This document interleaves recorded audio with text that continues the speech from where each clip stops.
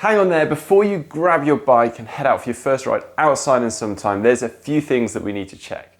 Now, if like me, you've been spending all of your time riding on the indoor train, or perhaps you're grabbing your prize race bike out for the first time in months, or maybe it's a bike that's been sat in the garage and collecting dust for months or years, whatever the reason is, there's a few things that we need to check to make sure that it's safe and in working order. So today I'm going to be running through a quick and essential checklist of things to check.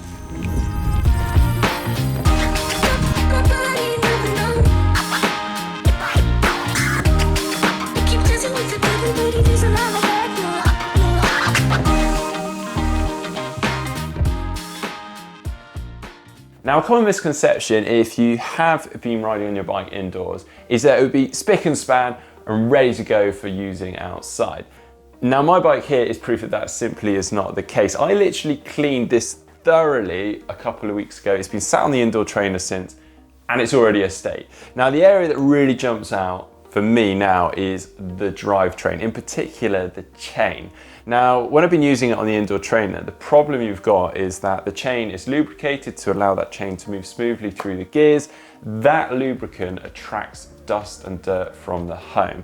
Equally, if you have been storing your bike when you're grabbing out for the first time in months, you might find a similar case. Now, unless you thoroughly clean that chain down before storing it away, and it's been stored in a very dust-free and clean environment, it will likely be quite dirty too. It will have attracted some of that dust. It may also have seized up over time, or worst case, actually be a bit rusty.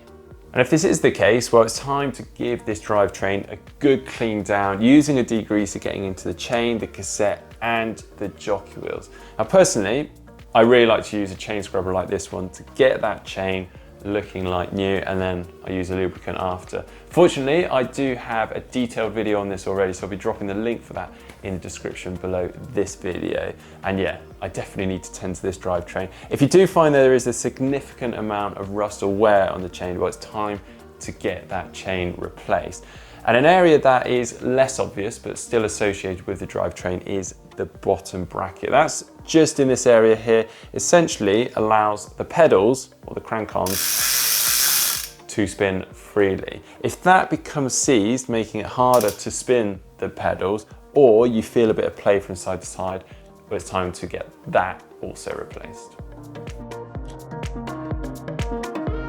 Well, the next pretty obvious area to check is the tires. And I say obvious because, well, if you haven't ridden this bike in some time or it's been on the indoor trainer, then the tires will likely be very flat. But regardless of how flat they are or not, it's a good thing to check prior to most rides anyway. So on a very basic level, using a hand pump like this one, it's going to allow you to pump those tires up. You can also then take this with you on your ride, pop that into your jersey pocket nice and easily. However, these can take quite a long time to pump them up, and they're pretty hard work. So a better option is to get yourself a track pump like this one. This is going to allow you to pump it up to that recommended pressure at home, and then you can take this with you on your ride. And as we're talking about these recommended pressures, it's worth noting that tires do have different recommended pressures. So just check on the sidewall of the tire that you're using to find that recommended pressure rating.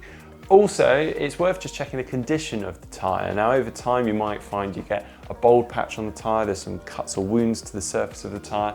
If so, it's possibly time to replace those tyres.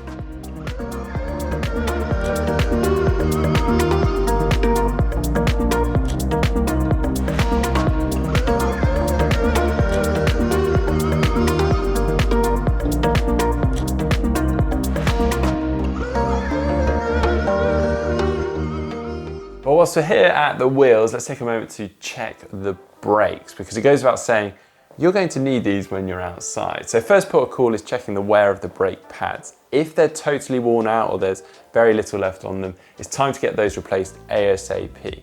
But even if there is plenty of wear still on them, make sure those brakes are set up correctly. So if you pull back the brake lever and it feels spongy, or you can pull that lever all the way back to the handlebar, then it's likely you're going to need to tighten those brakes up. Now, I've got hydraulic disc brakes on this bike here, and the idea with them is that they almost self-adjust. But if you've got standard cable pull brakes, all you need to do is loosen the bolt off, pull the cable through a fraction to tighten it up, and then tighten that bolt back up. And an area I see forgotten all too often is the gears. We do all these other checks and then we get 1K down the road and our gears are jumping and clunking all over the place. So before we roll out, we just want to give the gears a quick once through. So just run the chain from the bottom of the cassette up to the top. And if there is any jumping or any skipping, then we need to do some fine adjustment and some fine tuning, which I'll run you through now.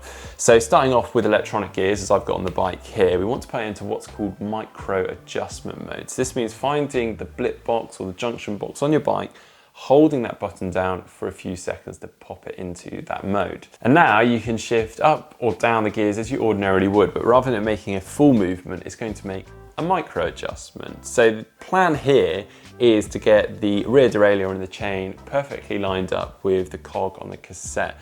And I guess the plan and the aim is to get it running smoothly with as little noise as you possibly can. Once you've done that and you've achieved that, then it's time to get that out of the micro adjustment mode by holding down that same button for a few seconds. With mechanical gears, it's a similar process, but you'll be using a barrel adjuster that's placed on the rear mech just here. If you turn that anti-clockwise, what it's going to do is tighten the cable, and that's going to pull the rear mech in towards the wheel and therefore pushing that chain up the cassette. If you turn it clockwise, loosening the cable, the chain's going to move towards the bottom of the cassette. All I'd advise is only turn it quarter of a turn at a time, no big movements all at once.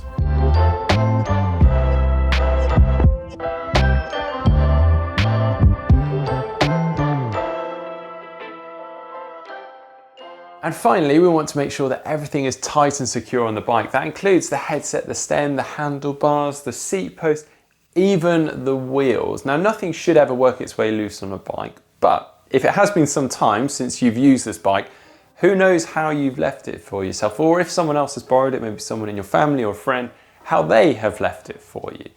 A really important area to check that can drastically affect a ride is the headset region. If that is loose, it could, well, affect your enjoyment of the ride and also potentially be quite dangerous. So you want to start by tightening from the top down. That's going to pull that headset region together, and then tightening the stem bolts, and that's then going to fix that in place and keep it nice and straight.